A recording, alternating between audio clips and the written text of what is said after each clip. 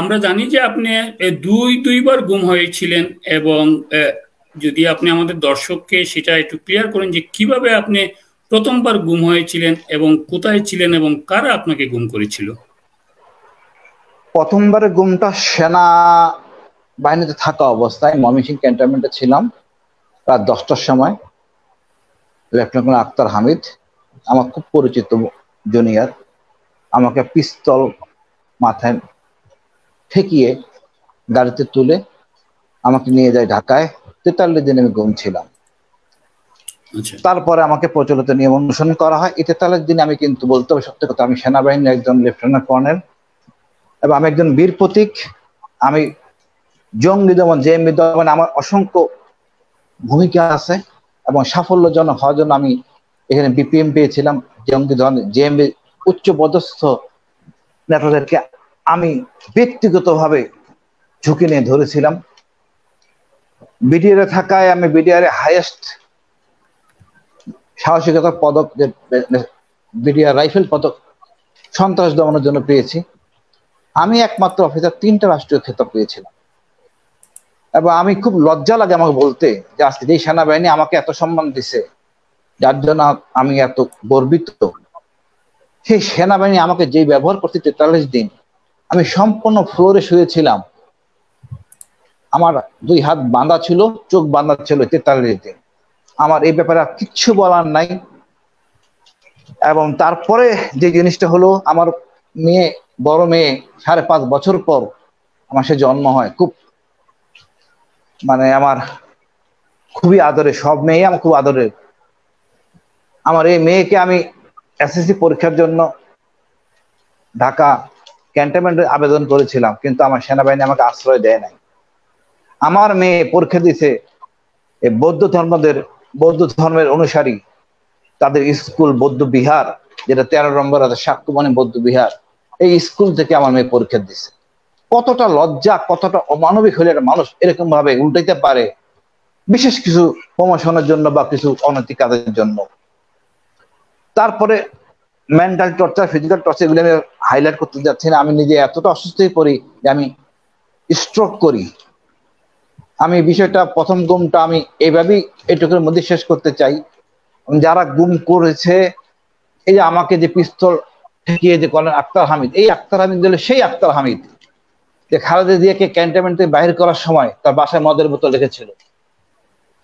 আর যে আদেশ দিয়েছিল জেনারেল মামুন খালেদ ডিজিএফআই, তিনিও সেই মদের বোতলের সাথে জড়িত। তারা বুঝতে পারেন কতটা নগ্ন, কতটা নিচে নামতে পারে। শুকরিয়া আল্লাহর কাছে। সেই আক্তার হামিদের র‍্যাঙ্কটা কি বলবেন? না, উনি অবসরে গেছেন ফুল কর্নেল হয়ে।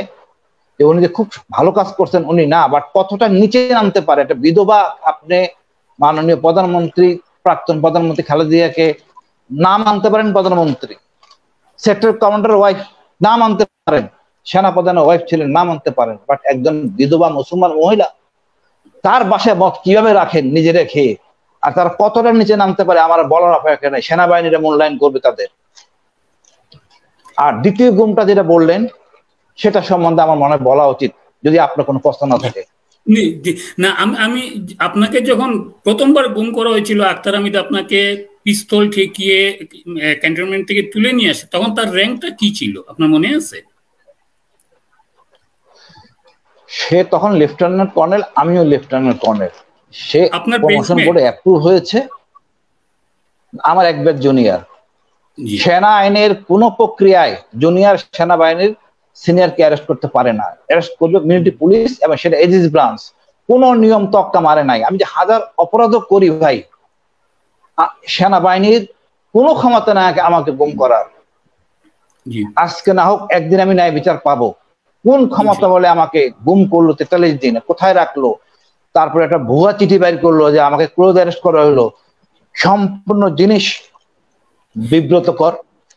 এবং যারা আমার এই কোর্ট অফ ইনকোয়ারি করছেন তারা সবাই ছিলেন গোপালগঞ্জের, অধিকাংশই। কোর্ট মার্শালের প্রেসিডেন্ট ছিলেন গোপালগঞ্জের GM Kamrul. Same this officer, কি সে তো প্রমোশন পায় নাই।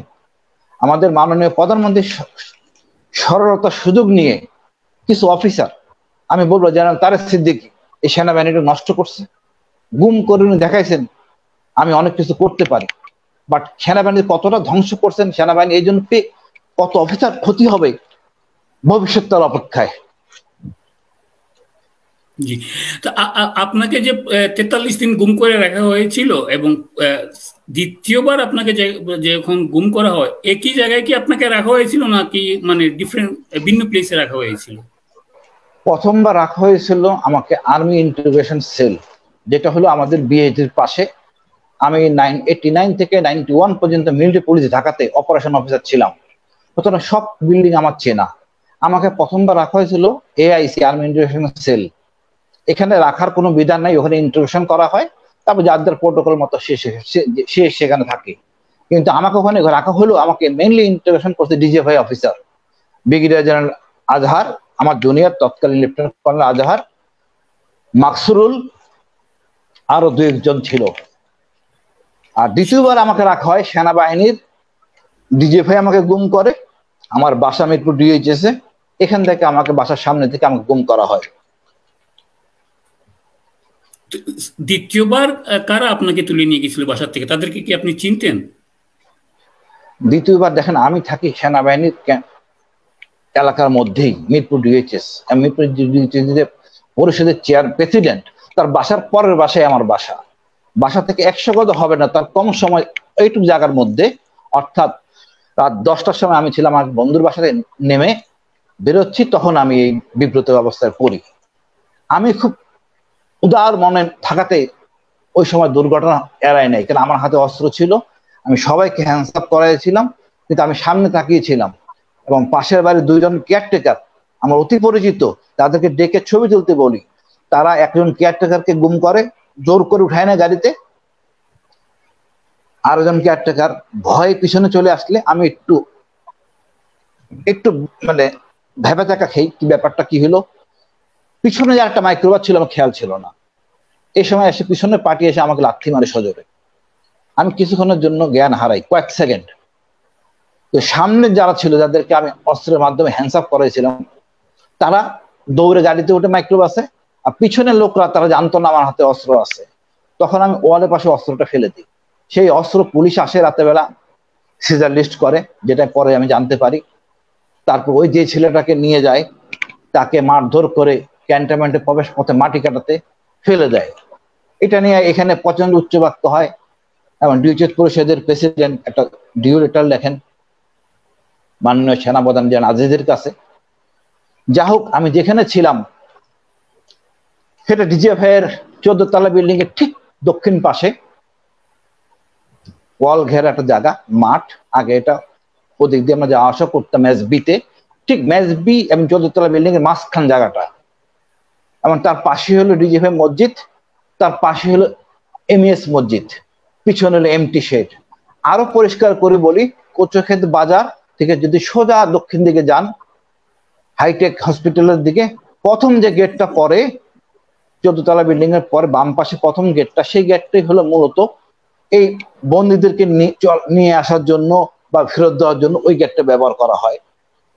আর যারা ভিতরে ডিউটি করে তার ভিতরে দিয়ে পকেট গেট দিয়ে বের হয়। আচ্ছা আচ্ছা, আপনাকে যখন ওই বিল্ডিং এ রাখা হয়েছিল, আমরা সম্প্রতি একটা চ্যানেলে কিছু অনুসন্ধানমূলক একটা প্রতিবেদন দেখছি এবং সেখানে আপনারও কিছু বক্তব্য ছিল। সেই ঘরটার নাম দেওয়া হয়েছিল আয়নাঘর। তো সেখানে কি আপনি পুরোটা সময় ছিলেন? এবং দ্বিতীয় দফা আপনি যখন গুম হলেন তখন সেখানে আপনি কতদিন ছিলেন? ভাই, আমি সমগ্র সময় 1 বছর 6 মাস 14 দিন ওইখানে ছিলাম। এবং আমাকে ওই ফ্যানের কাছে রাখা হয়েছিল, বড় বড় একজস্ট ফ্যান। আমি কানে খুব ভালো শুনি না, আমার কানে সমস্যা হয়ে গেছে এই প্রচন্ড শব্দের জন্য। বাট বড় কথা যেটা, আমি সেনাবাহিনীতে ছিলাম, সততায় ছিলাম, সেনাবাহিনীকে বিশ্বাস করতাম, ভালোবাসতাম। আমার মনে করতাম সেনাবাহিনী সবাই জানে আমি নির্দোষ, একসময় তার ভুল বুঝবে। আমাকে 1 বছর 6 মাস 14 দিন পর ছেড়ে যখন দেয়, তখন কথা ছিল 6 মাসের মধ্যে আমার পেনশন সম্মান ফিরিয়ে দিবে। আমার স্ত্রীকেও তারা বলে, কিন্তু 6 মাস যায় 9 মাস যায়, কোনো খবর নাই। আমার মিসেস সেনাপ্রধানকে একখানা বেশ কয়েকবার SMS করে, সেনাপ্রধান একটা SMS উত্তর দেয়, আমার কাছে সেই ডকুমেন্ট আছে। যে আমাকে ফেরত দিতে অনেক কষ্ট হয়েছে, অর্থাৎ সেনাপ্রধানও নিরুপায়। তারপরে আমি ধৈর্য ধরেছিলাম, অত পাবো, নতুন সেনাপ্রধান আসলেন, আমি আবেদন করলাম পেনশনের জন্য, আমাকে পিএনজি। আমি হলাম গুম। গুম শুনতে পাচ্ছেন? আমি ছিলাম গুম। গুম থাকতে অফিসার কিভাবে গুম থাকতে অফিসার কিভাবে পিএমজি হয়? যা হোক, সেটা অন্য বিষয়। তারপর আমার আস্থা ছিল একটা সেনাবাহিনী একটা দেশের মেরুদণ্ড। ডিজিএফআই একটা প্রতিষ্ঠিত একটা প্রতিষ্ঠান। গুটি কয়েক অসৎ অফিসারের জন্য ডিজিএফআই কে বদনাম করা যায় না, তারা ভুল বুঝবে। কিন্তু দেখেন, গত 9 জুন কুইকলি ব্লিস শিয়াব চৌধুরীর একটা পত্রিকা, সেখানে আমাকে আবার জঙ্গি বলে একটা ফিচার ছাপায়। আমার তখন মাথা গরম হয়ে যায়। ধৈর্যের একটা সীমা আছে, এই সীমা এইভাবে লঙ্ঘন করলে আর সহ্য করা যায় না। আমি রাস্তা থেকে উঠে আসি নাই, বা আমি এতটা ভীতু না। আল্লাহ আমাকে যথেষ্ট সাহস দিছে। বাংলা সেনাবাহিনীতে সর্বাধিক খেতাব আমার, সর্বাধিক যুদ্ধ আমার, সর্বাধিক অস্ত্র উদ্ধার আমার। আমি বুক ফুলে চলার মতো সাহস আমার রাখি। কিন্তু এতটা নিচে নামতে যদি তারা পারে, আমাকে আবার পুনরায় জঙ্গি মানে একটা ফিচার ছাপানো হয় উইথ ব্লিস্ট। তারপর আপনি নিজেই বললেন 10 জন লোকের নাম বের করেছে স্বরাষ্ট্র মন্ত্রণালয়, যাদের সম্বন্ধে লেখা হচ্ছে। ওই 10 জনের মধ্যে 6 নম্বর সিরিয়াল আমার। জি, কিন্তু তাদের এই প্রতিবেদনে আপনার পরিচয় গোপন রাখা হয়েছে। আপনি সেনাবাহিনীর লেফটেন্যান্ট কর্নেল, সেই র্যাঙ্কটাও পর্যন্ত সেখানে গোপন রাখা হয়েছে। শুধু আপনার নাম এবং আপনার বাসার অ্যাড্রেসটা তারা ব্যবহার করছে। তা আমি আপনার কাছে যে জিনিসটা জানতে চাচ্ছি, মূলত আপনি যখন ওই কচুক্ষেতের 14 তলা বিল্ডিং এ ছিলেন, সেই সময় কি আপনার উপর কোনো নির্যাতন করা হয়েছিল কিনা, মানে শারীরিক ভাবে, এবং আপনাকে আটকে রাখার তাদের মূল উদ্দেশ্যটা কি ছিল?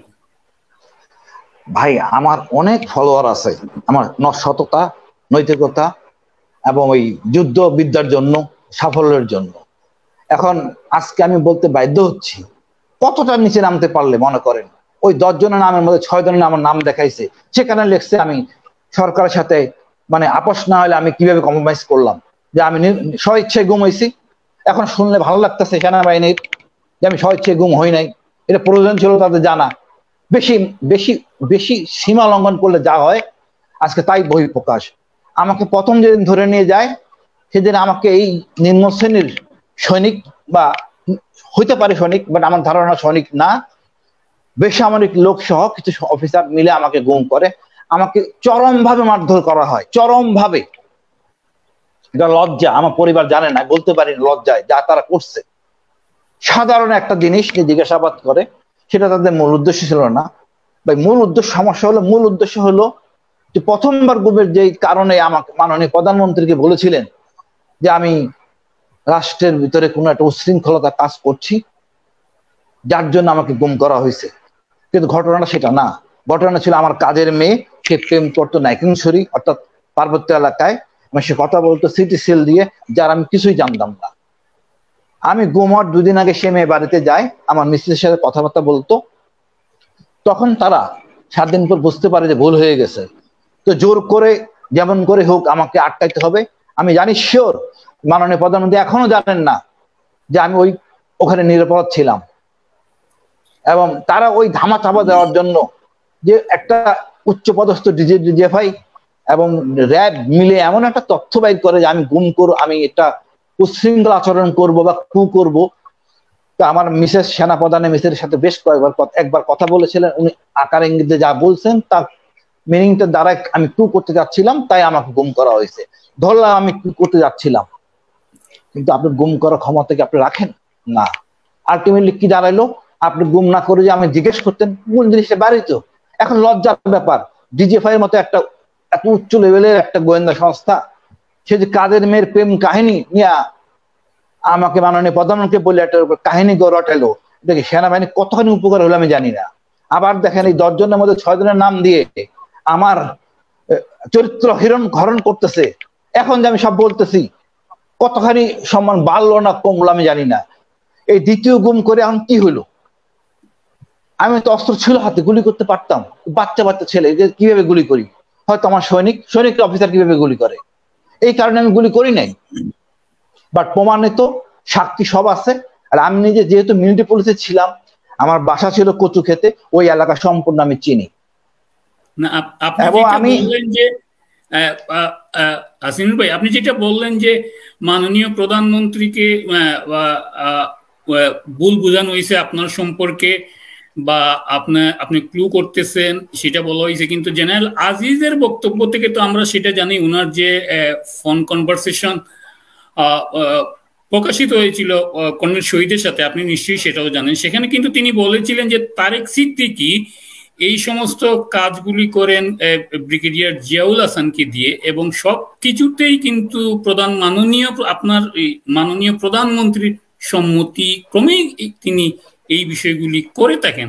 তো সেখানে তো আপনি ডিজিএফআই কে বা আপনার সেনাবাহিনীকে আপনি দোষারোপ করতে পারেন না, কারণ আপনাকে গুম করার নির্দেশটা তো সর্বোচ্চ জায়গা থেকেই এসেছে।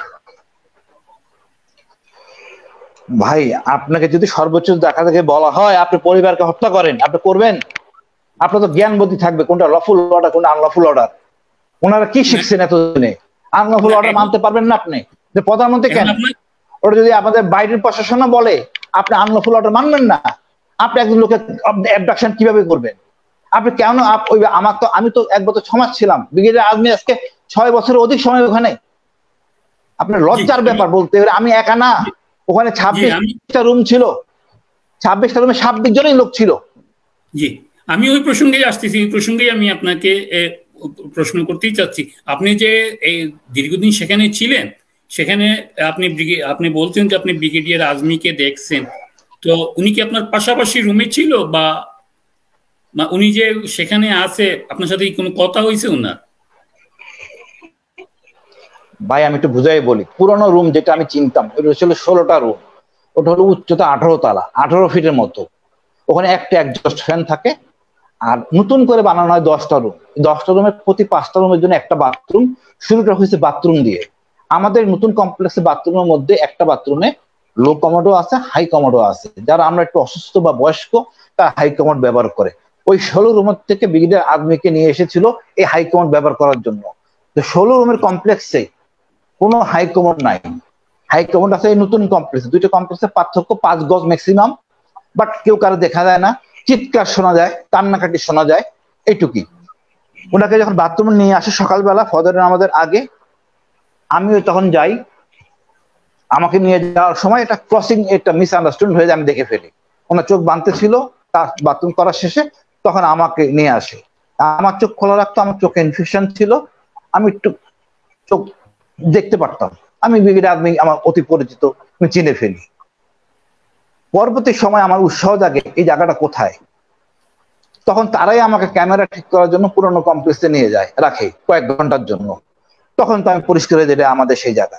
তারপর আমি উৎসাহ নিয়ে আমার বাথরুমের হাই কমান্ড উপরের থেকে দাঁড়িয়ে আমি অ্যাডজাস্ট দিয়ে আমি পুরোটা দেখে ফেলি, পুরনো কমপ্লেক্স, যেটা ক্লিয়ার টু মি, পরিষ্কার। এবং এটা আমরা চিনতাম, জানা, আমার সব সেনাবাহিনী অফিসাররা জানে এইখানে গুম ধরে রাখা হয়। এটা অতি পরিচিত জায়গা। আমাদের ওবায়দুল কাদের সাহেব আছেন, আওয়ামী লীগের, শেখ সেলিম সাহেব আছেন, তারেক রহমান সাহেব আছেন, ওনাদেরকে এখানেই নেওয়া হয়েছিল। এই 16 রুমের মধ্যে আমাকে স্টেশন জায়গায় রাখা হয়েছিল। ওইটা হয়তো আরো স্টেশন করতে পারে, প্রথম দিকে খোলা ছিল, এখন কিন্তু সম্পূর্ণ ঢেকে দেওয়া হয়েছে। জি, আমার আরেকটা প্রশ্ন হচ্ছে আপনার কাছে, যে আপনি যখন সার্ভিসে ছিলেন তখন যখন রাজনীতিবিদ বা বেসামরিক লোকদেরকে যখন গুম করা হতো এবং সেখানে নিয়ে রাখা হতো, সেটা নিয়ে আপনাদের বাহিনীর মধ্যে কোনো প্রতিবাদ হতো না, কোনো কথা হতো না যে এই সরকার অন্যায় কাজগুলি করতেছে বা অন্যায় কমান্ডিং করতেছে? যেটা আপনি বললেন যে সরকার কমান্ড দিলেই যে পরিবারের লোককে হেনস্থা করতে হবে বা একজনকে মারতে হবে, সেটা কেমন কথা? তো আপনারা কি এগুলি নিয়ে কোনো প্রতিবাদ করেননি, নিজেদের মধ্যে আলোচনা করেননি? দেখুন, আমি র্যাবে ছিলাম প্রায় 3.5 বছর। বাবরের সাথে পরিষ্কার কথা ছিল স্বরাষ্ট্রমন্ত্রীর সাথে, যে কাকে কি করতে হবে সিদ্ধান্ত কমান্ডিং অফিসার নেবে, বাবর না। বাবর উনি বলতেন যে আমি অনুরোধ করবো, জায়গা তো আপনার। আমি যদি এখানে আপনাকে থামিয়ে দিই, আপনি যেহেতু বাবরের প্রসঙ্গটা নিয়ে আসছেন, আমি আপনার সাথে আমার ফোনে কথা বলার সময় আমি আপনাকে বলছিলাম যে আপনি যখন রাজশাহী ছিলেন রেবে, তখন থেকে আমি আপনাকে জানতাম, আমি আপনাকে এই ক্লুটা দিয়েছিলাম। আমার কাছে একটা তথ্য আছে, আপনি কিন্তু সেই বাবর সাহেবের অনেক আদেশ কিন্তু আপনি পালন করছেন। আমি রাজশাহীতে 5 মাস ছিলাম। রাজশাহীতে আপনি জেএমবি উত্থানের আগে আপনি মনে রাখবেন সরবরাহের জন্যই মূলত র্যাবটাকে সৃষ্টি করা হয়, যে সরবরাহ নিয়ন্ত্রণ করা যাচ্ছিল না। আজকে রাতে এখানে ঘুমায়, কালকে ওইখানে ঘুমায়, র্যাব এখানে সরবরাহকে নিয়ন্ত্রণ করার জন্য মূলত যায় এবং দলীয় সন্ত্রাসের জন্য যায়। কিন্তু আমরা ওইটুকুর মধ্যে সরবরাহের মধ্যে লিমিটেড ছিলাম। পরে যখন জেএমবি আসে তখন আমি রাজশাহীতে ছিলাম, তখন আমাকে হিলটাসে নিয়ে আসা হয়, আবার আমি পার্বত্য চট্টগ্রামে চলে আসি। ওখানে রাজশাহীতে ছিলাম মনে হয় 5 মাস। এই সমগ্র সময় আপনারা কেউ বলতে পারবেন না আমি বা ওই সময় সেনাবাহিনী অফিস যারা র্যাবে ছিলেন রাজনৈতিক কাকে হত্যা করছে। আমাদের প্রথম যদি কেউ মেরে থাকে সেটা হলো পিচ্চি হান্নান এবং ডেভিড, বিএনপি শীর্ষ সন্ত্রাসী, একদম পরিষ্কার ছিল এসব ব্যাপারে, কোনো ছাড় দেওয়া হবে না। কাকে যদি মারতে একান্ত হয়, কারণ মারা যাচ্ছে না, আইনের মাধ্যমে মারা যাচ্ছে ডেভিড, হ্যাঁ বিএনপি এই দুইটাকে মেরে শিক্ষা দিছে, তোমরা সবাই সোজা হয়ে যাও, র্যাব তোমাদের কাউকে ছাড়বে না। না সেটা ঠিক আছে, দুর্গম এলাকা, দুর্গম আমার কথা হলো আপনি যখন রাজশাহীতে ছিলেন তখন কি বিশেষ ওয়্যারলেসে আপনার সাথে তৎকালীন স্বরাষ্ট্র প্রতিমন্ত্রী বাবরের যোগাযোগ ছিল না? না, বাবরের সাথে সব কমান্ডিং অফিসারের সাথে যোগাযোগ ছিল, বাট কাউকে মারতে বাবা বলবে, আমি সেই কথা বলি আপনাকে। আমি চিটাগাং থাকার সময় বাবর আমাকে বলেছিলেন আনোয়ারা চেয়ারম্যান ছিল বকুল চেয়ারম্যান, তাকে মারতে বলা হয়েছিল। তার অসংখ্য হত্যা মামলা আসামি, বকুলকে ধরে নিয়ে আসা হয়। আমি পুলিশ অফিসার বললাম তাড়াতাড়ি চেক আপ করো, তার নামে কটা হত্যা মামলা আছে। দেখা গেল যে তার নামে 60টা হত্যা মামলা আছে। আমি বকুলকে জিজ্ঞেস করলাম, বকুল ভাই আপনি সত্য কথা বলো। বকুল বলে একটা হত্যা মামলা আমি জড়িত না। চেক ব্যাক করা হইলো, বকুল আসলে কোথাও জড়িত না। এটা আমাদের ওইখানকার লোকাল এমপি সরোয়ার নিজাম, উনি উদ্দেশ্যপ্রণীত ভাবে এই লোকটার নামটাকে প্লেসকে বাবরকে দেওয়া হয়েছে। রাত 2টার সময় বাবরকে বলি, ভাই আমি তো স্যার মারা যাচ্ছে না, এ তো ঘটনা সত্য না মিথ্যা বলছেন। বাবর আমাকে পরিষ্কার বলে দিছে কাকে কি করতে হবে এটা আপনার ব্যাপার, নিরীহ লোককে মারবেন না, আল্লাহর কাছে আপনি জবাবদিহি করবেন। আপনি যদি সন্দেহ থাকে বাবুর চেয়ারম্যান এখনো জীবিত, আনোয়ারা চট্টগ্রামের চেক আপ করেন। আমরা কোনো নিরীহ বা রাজনীতিবিদকে হত্যা করি নাই, বা হত্যা করার প্রশ্ন আসে না, প্রচলিত নিয়মের মধ্যেই অ্যারেস্ট করা হয়েছে। জি ধন্যবাদ আপনাকে। আমার আরেকটা প্রশ্ন আপনার কাছে আমার জানা, সেটা হচ্ছে 14 তলা ভবনের সেই আয়নাগর, যেটা আয়নাগর আপনারা আয়নাগর বলেই চিনেন, বা যেটা আপনি কিছুদিন আগেই বলছেন, 2-3 দিন আগে, সেই ঘরের কি তখন দায়িত্বে ছিলেন তৎকালীন ব্রিগেডিয়ার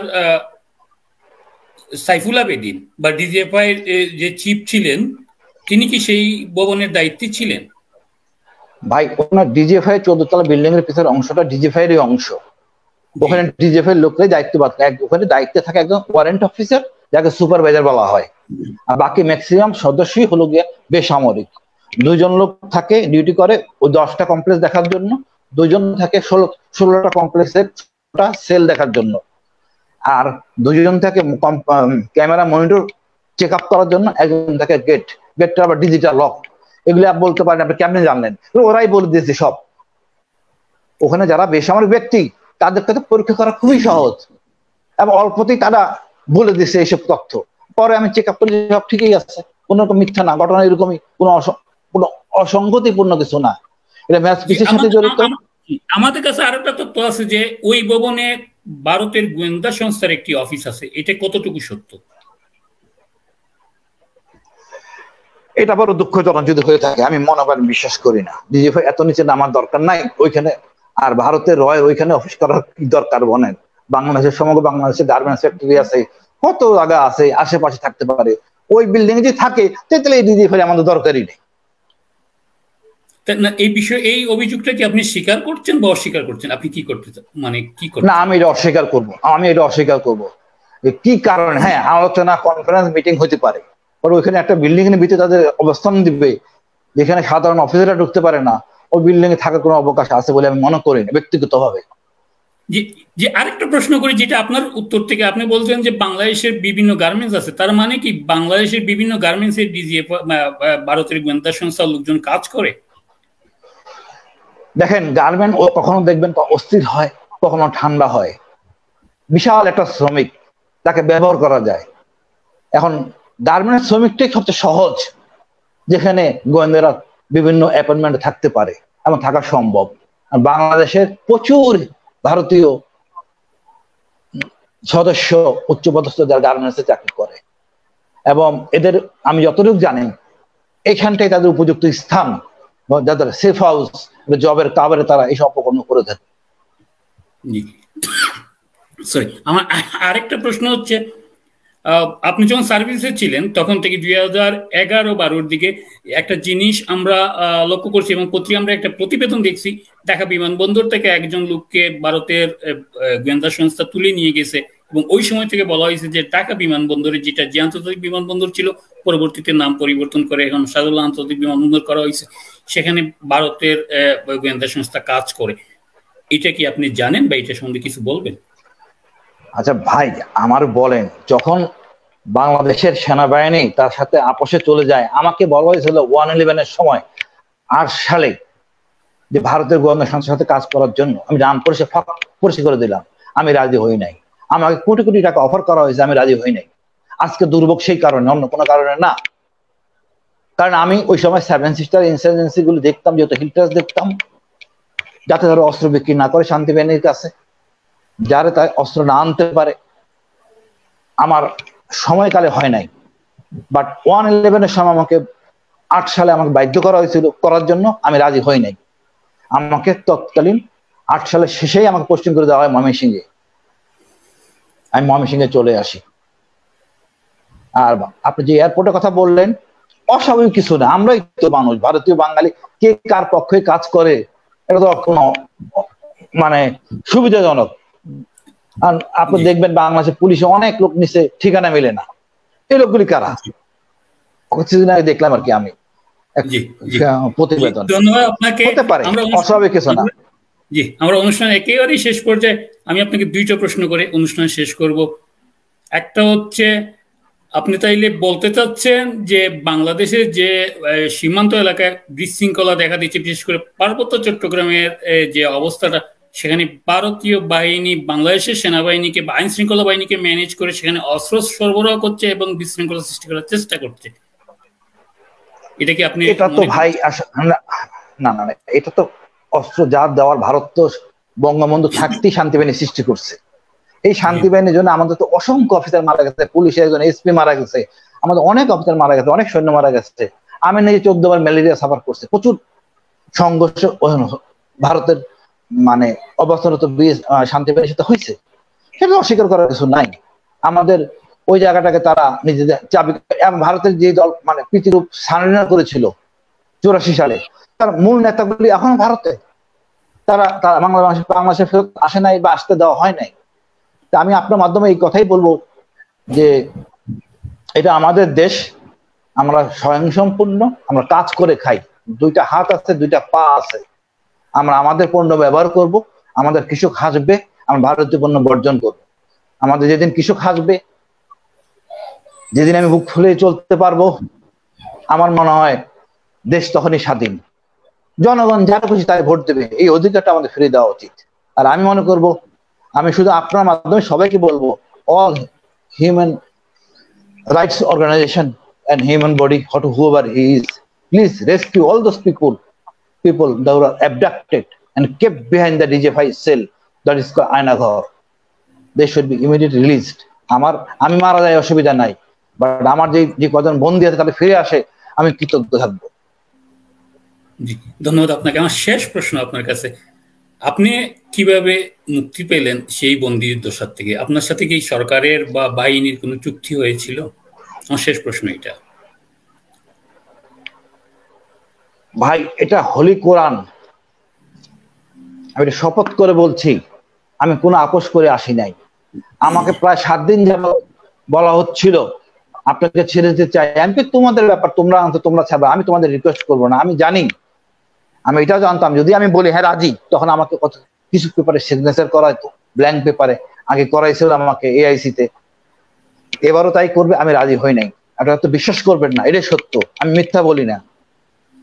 এবং আমার হোলি কোরআন ধরে বলার পরেও আপনার বিশ্বাস করা উচিত।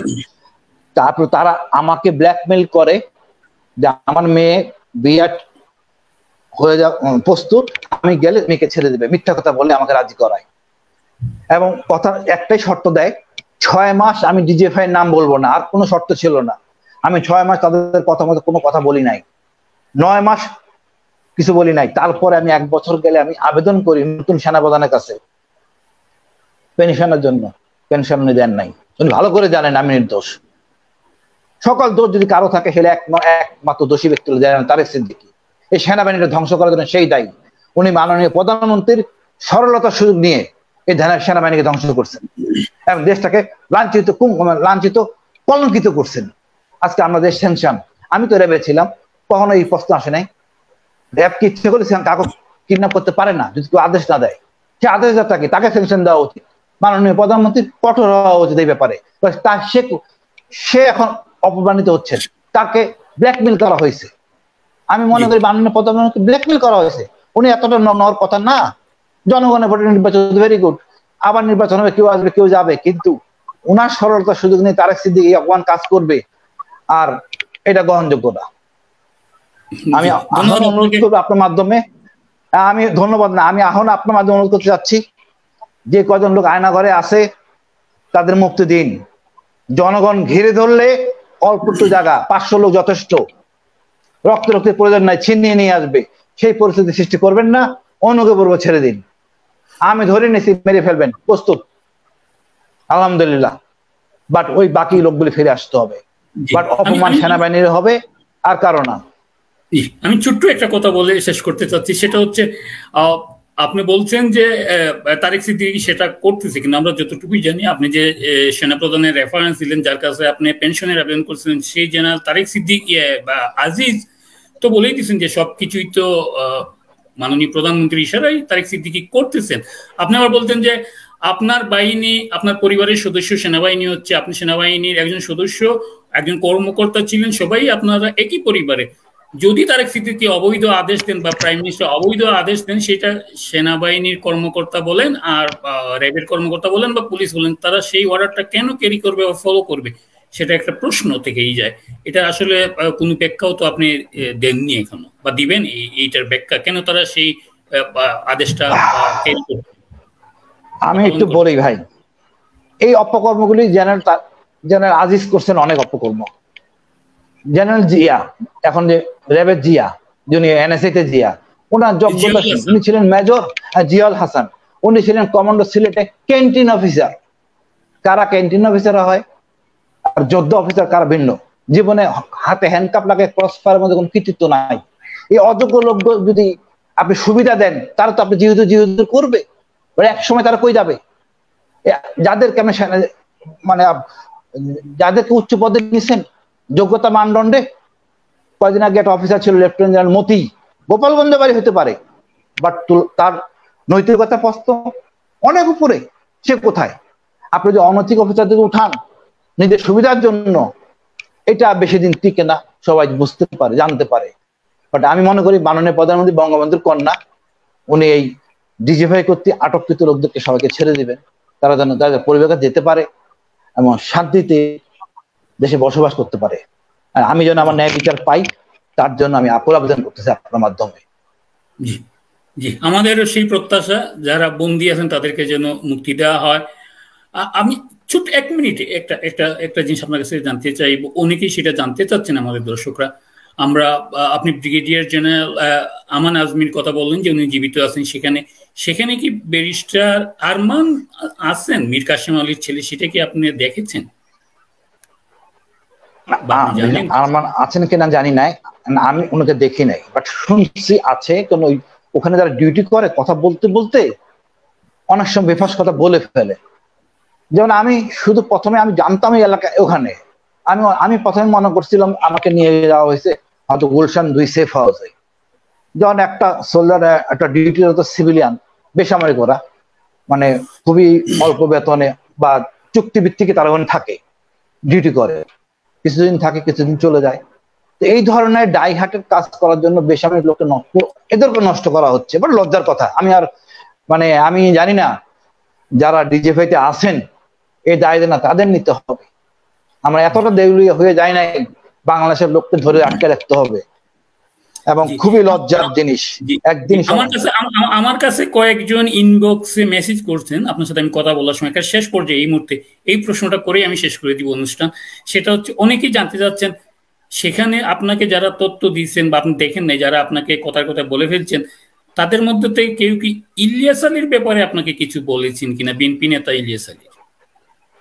ভাই, ইলিয়াস আলী জীবিত নাই এটা আমি বিশ্বাস করি, আমি সাক্ষী দিতে পারবো না। ইলিয়াস আলী জীবিত নাই এটা আমি বিশ্বাস করি এত বছর অভিজ্ঞতা থেকে। এবং আমি মনে করি না না আপনি 100টা প্রশ্ন করতে পারেন, আমার অসুবিধা নাই। আমি তো মনে করি ক্লিয়ার করেন, পরিষ্কার আমাকে ভালো করে ধরেন, জায়গাটা পরিষ্কার করে আপনার না আমি আপনাকে পরিষ্কার না আমি আপনাকে পরিষ্কার করে বলি, জাস্ট ডিজিএফআই 14 তলা বিল্ডিং এর পিছনে জায়গাটা খালি জায়গা, গুগল আর্থ দিয়ে দেখেন ঢাকা আছে, ওই জায়গায় ঘরটা অনেক বড় ঘর, ছোট ছোট সেল, ওখানে সবাই জানে, ডিজিএফআই সব কর্মকর্তা জানে, আমাদের লোকগুলো ওখানে আছে। প্রতিদিনের কান্না চিৎকার, আপনি ঘুমাইতে পারবেন না, বড় লজ্জা। আমাদের অফিসাররা কিভাবে কাজ করতে পারে? আমরা কি পাকিস্তানের চেয়েও খারাপ? তাহলে রাজনৈতিক দলগুলোর উচিত সাধারণ জনগণকে নিয়ে এই ভবনটাকে ঘেরাও করা এবং বন্দীদেরকে মুক্তি করা, এটা তো তাদের কাজ। আমি তো মনে করি এটা করলে সরকার বেকায়দায় পড়বে, সরকার কিছু মুখ থাকবে না, মানবাধিকার সেই লঙ্ঘন করতেছে। আমি তো মাননীয় প্রধানমন্ত্রীকে কোনো দোষ দিব না, এ সম্পূর্ণ দোষ হবে স্বরাষ্ট্র মন্ত্রণালয়ের, সম্পূর্ণ দোষ হবে এই যেন তারেক সিদ্দিকীর। মাননীয় প্রধানমন্ত্রী কেন দায়িত্ব নেবেন? উনি বলতে ওনাকে 6 নয় 9 6 বুঝাইয়া এই কাজগুলি করতেছে। প্রতিদিনের চিৎকার শুনলে আপনার কান্না আসবে, ভয় আসে। আমি এখন আমি বললাম তো, আমি বলতাম না এত কিছু, আমার সেনাবাহিনী গর্ববোধ করতাম। এই সেনাবাহিনী যখন আমাকে জঙ্গি বানায় আর একটা 2 নম্বর পত্রিকার মধ্যে পাবলিশ করে, ব্লিজ পত্রিকায়, এর প্রতি আমার আর কোনো আর দয়া নাই। তারপরে আবার দেখেন এই 10 জনের লিস্ট করে 6 নম্বরে আমার নাম, আমি আমি মানে ম্যানেজ হয়ে গেছি, আমার ওরকম একটা জিনিস আমাকে করা হয়েছে। এটা আমার দোষ, তাদের দায় দেয় না। আজকে যে বদনাম সেনাবাহিনীর, আর ডিজিএফআই নাম ব্যবহার করি যাই করি, বলা হচ্ছে সেনাবাহিনী, ডিজিএফআই ওখানে কোন যারা কাজ করে অপকর্ম, নৌবাহিনীও নাই, মানে এয়ারফোর্স অফিসারও নাই, আমাদের সেনাবাহিনী অফিসার এই কাজগুলি করতেছে। তো সেনাপ্রধানের দায়িত্ব সোজা করা, আর স্টেশন কেমন দায়িত্ব ওই আয়নাগরকে উচ্ছেদ করা। আর যদি তা না করে, আমি সকল রাজ্যের অনুরোধ করবো, প্লিজ কচু খেতে আসেন, জড়ো হই, উদ্ধার করেন, দেখি ওরা গুলি করে কিভাবে। জি, ধন্যবাদ আপনাকে আপনার মূল্যবান সময় আমাকে দেওয়ার জন্য।